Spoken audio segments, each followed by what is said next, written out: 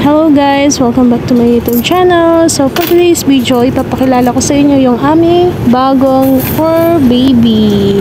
Meet Murphy! Si Murphy po ay male at siya po ay Shih Tzu. Sa totoo niyan guys, wala kaming kabalak-balak mag-alaga ng puppy. Pero dahil nga merong nag-offer na tiyahin, so why not? Sino bang hindi tatanggi? Napaka-cute naman ng aming puppy.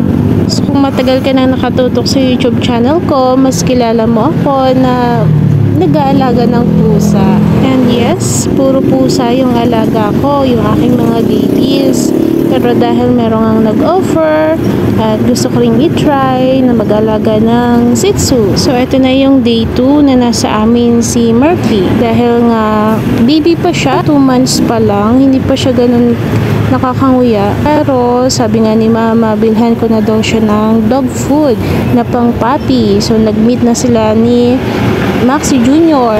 Si Maxi Jr, mabait yan. 7 months pa lang yan si Maxi. Tingnan nyo naman yung itsura niya nung nakita niya si Murphy. Medyo natatakot siya. Gusto ko rin sanayin na maglaro sila kaso parang hindi pa pwede dahil sa first time nilang magkita at medyo takot si Maxi Jr. Pero si Murphy ay playful siya at gusto niya makipag-friends kay Maxi Jr. First time namin makita si Murphy, sobrang natuwa talaga kami. Akalain mo yun, dinala sa amin dito, nakalagay lang sa maliit na bag. Dumi-dumi sa lapag eh.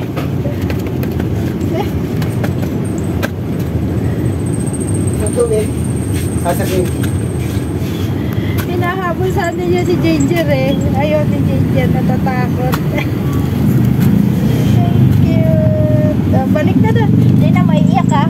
Pag binalik ko. Hindi na. Nakakalik eh. Mamaya iiyak. Okay. Ready. Happy daw mo. Ginger! Ginger! Hello! Hello! Hiningal ka na maglaro. Si Tom takot.